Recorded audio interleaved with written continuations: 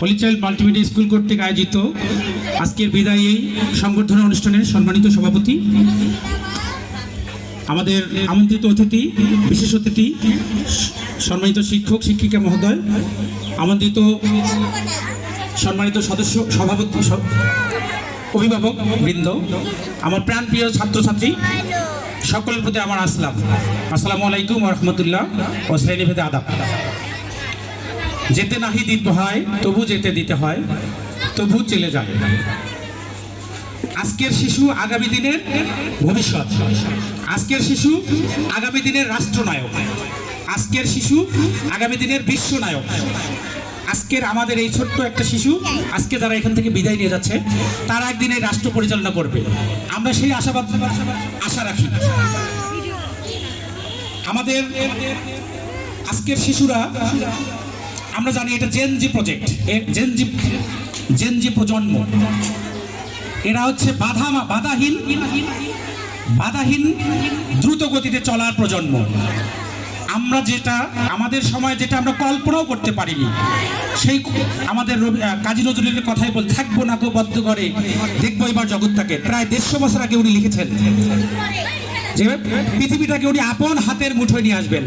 উনি এটা তার স্বপ্ন দেখেছেন কবিতার মাধ্যমে, কিন্তু আজকের প্রজন্ম, আজকের এই বর্তমান যুগের আধুনিক যুগ, আধুনিক সভ্যতা সেটা করিয়ে দেখেছে একটা মোবাইল দিয়েই। আমি বলতে পারি এটা পৃথিবীটা তার হাতের মুঠোয় আছে, ঠিক কিনা বলেন? পৃথিবীটা আমরা হাতের মুঠোয় নিয়ে এসেছি আমাদের সেই কবির কথা থেকে। তো আমরা আজকে যারা বিদায় নিয়ে যাচ্ছে, তারা একদিন যে এই দেশের রাষ্ট্রনায়ক হবে না, তারা যে এই দেশের সবচেয়ে বড় আমলা হবে না, সে একটু আগে আমাদের নয়ন ভাই বলে গিয়েছিলেন। আমরা যখন সরকারি বড় কোনো কাজে যাই, বড় কোনো প্রতিষ্ঠানের ব্যাপারে হোক, আমাদের এলাকার ব্যাপারে হোক, এবং আমাদের সম্মানিত সভাপতি আজকের হয়তো উনি 2-1 কথা বলবেন সেই বিষয়ে। আমাদের যখন এখানে পার্শ্ববর্তী আমাদের স্টেশনটি একেবারে অবহেলিত অবস্থায় রয়েছে, তখন যখন আমরা কাজের জন্য যাই বা যাওয়ার একটা চিন্তা ভাবনা আমরা করেছি, আমাদের সভাপতি সহ এই অঞ্চলের যারা গণ্যমান্য ব্যক্তি রয়েছেন, আমরা কি পাই? আমাদের এই নলডাঙ্গা অঞ্চলের এবং পার্শ্ববর্তী অঞ্চলের আমরা যারা আমলাতে রয়েছে, সচিবের দায়িত্বে রয়েছে, তাদের খুব কাছাকাছি লোক আমাদের রয়েছে। এটা আমাদের নলডাঙ্গার গর্ব। এটা নলডাঙ্গা শুধু আজকের নয়, এটা ঐতিহ্যগতভাবেই আমাদের শিক্ষানগর হিসেবে পরিচিত। আমরা একটু আগেই শুনেছি অনেকের মুখেই, নলডাঙ্গা আদর্শ উচ্চ বিদ্যালয় হচ্ছে এই অঞ্চলের, মানে গাইবান্ধা জেলার তো অবশ্যই, কিন্তু আমাদের উপজেলার শ্রেষ্ঠ স্কুল, এটা আমরা সকলেই জানি। আমাদের প্রাক্তন, আমাদের সেই সবার প্রিয় স্যার আবুল বাশার স্যার ইতিমধ্যে তিনি পরলোক গমন করেছেন, এবং আমি নিজে গর্বিত মনে করি আমি সেই স্কুলের প্রতিষ্ঠাতাকালীন ছাত্র, অর্থাৎ আমি ওই বিদ্যালয়ে 3য় ব্যাচের ছাত্র।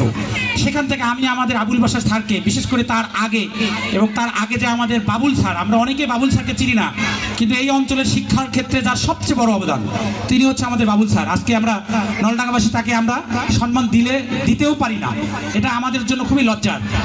এবং আপনারা হয়তো অবাক হবেন, আমি যখন অক্সফোর্ড স্কুল করি, আমার শ্রদ্ধেয় জহুরুল ভাই বলেছেন, যখন অক্সফোর্ড স্কুল করি তখন আমরা তাকে প্রস্তাব দিয়েছিলাম, আর আপনি আপনার স্কুলের সভাপতি হন। উনি কতটা ভালো মানুষ হলে এই কথা বলতে পারে যে আমি একটা স্কুল প্রতিষ্ঠা করেছি, ছোট একটা মোটামুটি একটা জায়গায় এসেছে, তো সেইখানে আমি একটা স্কুলের প্রতিষ্ঠাতা হওয়ার পরে আমি কিভাবে আরেকটা স্কুলের সভাপতি হই? তাহলে অনেকে হয়তো ভাববে যে আমি ওই স্কুলের কোনো ভবিষ্যতের কোনো ক্ষতি চাচ্ছি যে আরেকটা স্কুলে আমি সভাপতি হই। তাহলে তার মানসিকতাটা কত বড়, চিন্তা করে দেখেন। তো আমি যাই হোক সেদিকে যাচ্ছি না, আমি আমাদের শিক্ষার্থীদের উদ্দেশ্যে বলছি, আমাদের এই ব্যাচটা হচ্ছে প্রথম ব্যাচ। এই স্কুলের আমরা যখন 19 সালে উদ্বোধন করি স্কুল, সেই প্রথম থেকেই তারা আমাদের সঙ্গে রয়েছে। তাই দীর্ঘ 60টি বছর তারা আমাদের সঙ্গে রয়েছে। এই চলার পথে অবশ্যই আমাদের অনেক শাসনের সম্মুখীন হয়েছে, আমাদের আদরের সম্মুখীন হয়েছে, আমাদের ভালোবাসার সম্মুখীন হয়েছে। এই আদর, ভালোবাসা, এই কড়া শাসনের বেড়াজালে আমরা তাদেরকে বেঁধে রেখেছিলাম, কিন্তু হয়তোবা আমরা তাদেরকে যে ধরনের শিক্ষা দিলে তারা হয়তো একদিন সুনাগরিক হয়ে গড়ে উঠবে বলে আমরা আশা করি। হয়তোবা আমরা সেই শিক্ষা তাদেরকে দিতে পারি নাই সঙ্গত কারণে, বিশেষ কিছু আমাদের অর্থনৈতিক সীমাবদ্ধতা, আমাদের সামাজিক সীমাবদ্ধতা, আমাদের রাষ্ট্রীয় সীমাবদ্ধতার কারণে হয়তোবা আমরা তাদেরকে সেই সুযোগ দিতে পারিনি। আমি রাষ্ট্রীয় কেন বলছি?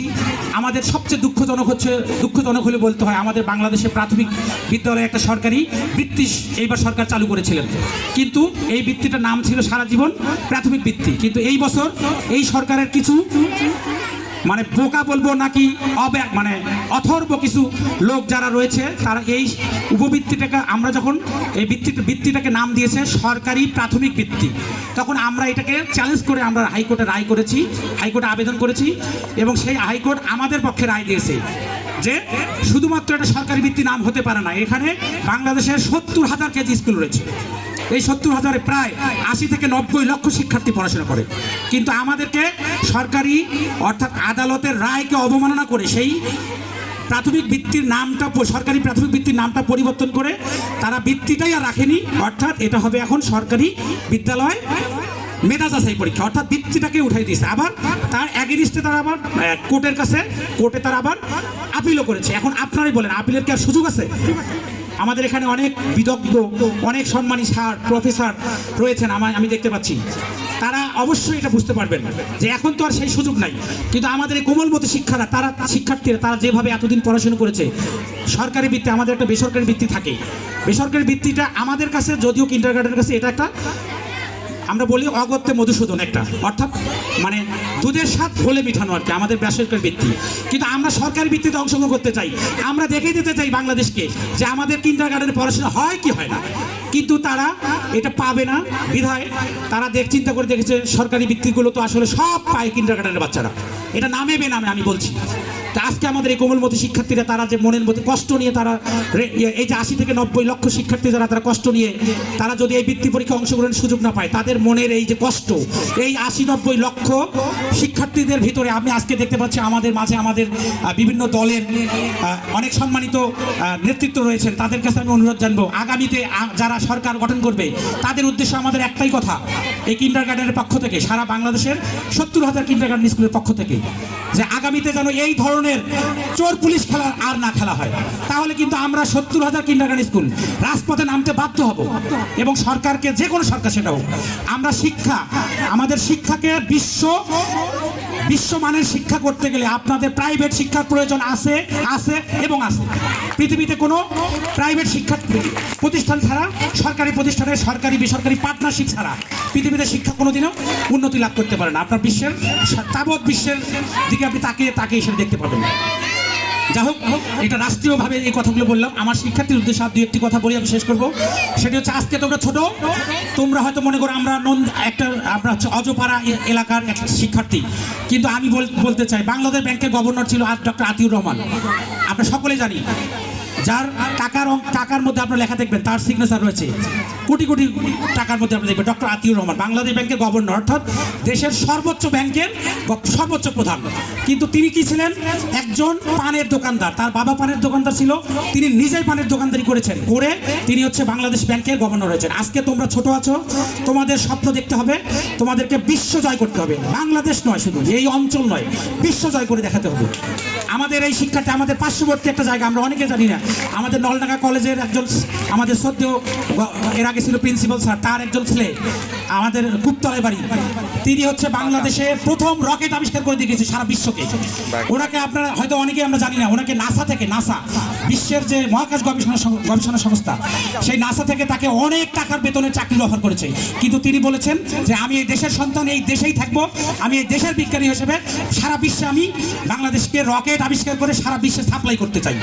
আমরা চাই আজকের তোমরা পঞ্চম শ্রেণীর শিক্ষার্থী, তোমরা আমাদের সেই রকেট সায়েন্সে পড়ে তোমরা রকেট আবিষ্কার করবে, তোমরা পারমাণবিক বোমা আবিষ্কার করবে।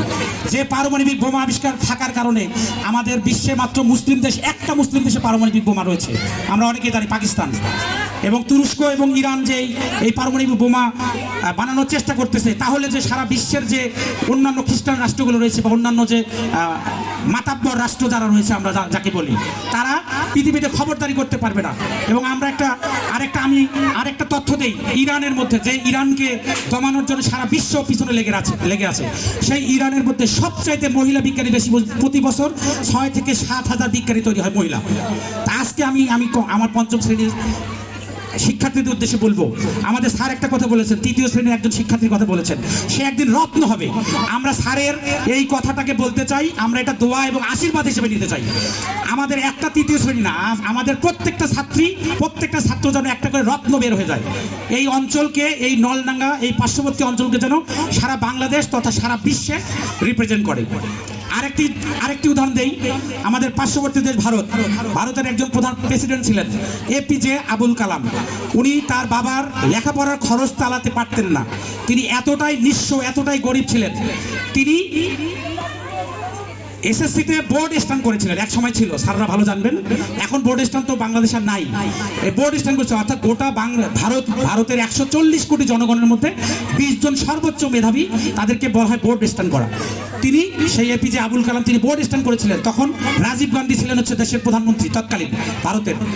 কিন্তু দুঃখজনক হলে সত্য, সেই এপিজে আবুল কালাম, উনি যে সারা বাংলা বিশ্ব মানে ভারতের মধ্যে প্রথম স্থান অধিকার করেছিলেন, কিন্তু তার পায়ের জুতো ছিল না সেই অনুষ্ঠানে অংশগ্রহণ করে এইরকম একটা সংবর্ধনা নেওয়ার মতো।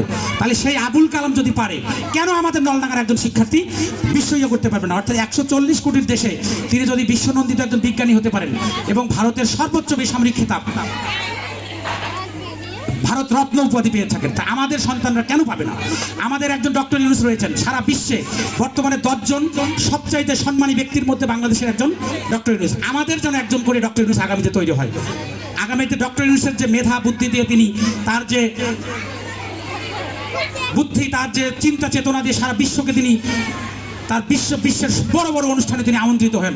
আমরা আশা করি আমাদের আজকের এই সন্তানরা, আজকের এই ছোট্ট ক্ষুদে শিক্ষার্থীরা রয়েছে, একদিন তারা আমাদের বাংলাদেশকেও তারা সারা বিশ্বের কাছে রিপ্রেজেন্ট করবে। তো সেই আশাবাদ ব্যক্ত করছি। এবং আমরা চলার পথে, এই 7টি বছর চলার পথে আমাদের শিক্ষকরা হয়তো তোমাদেরকে অনেক শাসন করেছে, আমাদের স্টাফরা হয়তো তোমাদের সাথে দুর্ব্যবহার করেছে, আদরও করেছে, শাসনও করেছে। তাদের ব্যবহারে যদি, আমাদের ব্যবহারে যদি তোমাদের কোনো প্রকার মনে কষ্ট পেয়ে থাকো, আজকের এই অনুষ্ঠানে, বিদায় অনুষ্ঠানের মধ্য থেকে তোমরা সেই বিদায় বেলায় সমস্ত কষ্ট, দুঃখ, যন্ত্রণা যা কিছু থাক, হয়তো আমরা তোমাদের মনের মতো করে শিক্ষা দিতে পারিনি। তোমরা দোয়া করো আগামীতে যেন আমরা যেন এর চাইতে আরও ভালো অনুষ্ঠান করতে পারি, ভালো শিক্ষা দিতে পারি, সেই আশাবাদ ব্যক্ত করছি। এবং আমাদের আজকের অনুষ্ঠানে এত সুন্দর, অনেক সম্মানিত গণ্যমান্য অনেক অতিথিকে দেখে আমি খুবই অত্যন্ত মুগ্ধ হয়েছি। আমাদের একটা ছোট্ট প্রতিষ্ঠানে এত সম্মানী ব্যক্তি, নলডাঙ্গার অনেক সম্মানী ব্যক্তি আমাদের এখানে এসেছেন, তাকে সবাইকে আমাদের স্কুলের পক্ষ থেকে ধন্যবাদ জানাচ্ছি। এবং আমাদের এই অনুষ্ঠানটি আমাদের অভিভাবক কিন্তু অনেক কষ্ট করে, আমাদের ছোট্ট বাচ্চারা অনেক কষ্ট করে, তোমরা অধীর আগ্রহ নিয়ে বসে আছো, তোমাদেরকে সবাইকে ধন্যবাদ জানাচ্ছি। আর বিশেষ করে আমাদের স্কুলে আজকে একটি ছোট্ট, আমাদের স্কুলের পক্ষ থেকে সবার জন্য বিদায়ের শেষে, আমাদের দোয়ার শেষে আমরা ছোট্ট সামান্য কিছু তবারকের ব্যবস্থা করেছি। এবং আমাদের ম্যাডামরা এরা অক্লান্ত পরিশ্রম করেছে। প্রতি বছর আমাদের এই দায়িত্বটা, এই খাবারের দায়িত্বটা সবসময় আমরা শিক্ষকদেরকে দিয়ে থাকি এবং তারা নিয়ে থাকে। কিন্তু এবার আনন্দজনক, মানে অত্যন্ত আনন্দিত আমি এই কারণে, আমার ম্যাডামরা বলেছে, স্যার আমাদের শেষে একটু সমস্যা হয় অনেক সময় বিতরণের সময়, তো আমরা এবার দায়িত্বটা নিতে চাই। আমরা ম্যাডামরাই শুধু দায়িত্ব নেব। হ্যাঁ, আমাদের শিক্ষকরা এবং আমাদের স্টাফরা সবাই সর্বত সহযোগিতা করেছে, কিন্তু ম্যাডামরা স্পেশালভাবে দায়িত্ব নিয়েছে। আমি দেখেছি একটু আগে আমার 11:30 থেকে 12টার মধ্যে আমার সমস্ত রান্না, প্যাকেজিং সব কিছু কমপ্লিট হয়ে গেছে। এই জন্য আমি আমার অন্তঃস্থল থেকে আমার এই ম্যাডামদেরকে এবং সকল শিক্ষকদেরকে মানে আমি ধন্যবাদ জানানো, আসলে কীভাবে ধন্যবাদ জানালে তাদেরকে করা হবে আমি জানি না, তো সেটা জানাচ্ছি। এবং আমন্ত্রিত অতিথি সকলে আমাদের অনুষ্ঠানের শেষে আপনারা অন্তত আমাদের সামান্য তবারক নিয়ে যাবেন, এটা আমি আশাবাদ ব্যক্ত রেখে আমার সংক্ষিপ্ত বক্তব্য এখানে শেষ করছি। সবাইকে আসসালামু আলাইকুম ওয়া রাহমাতুল্লাহ।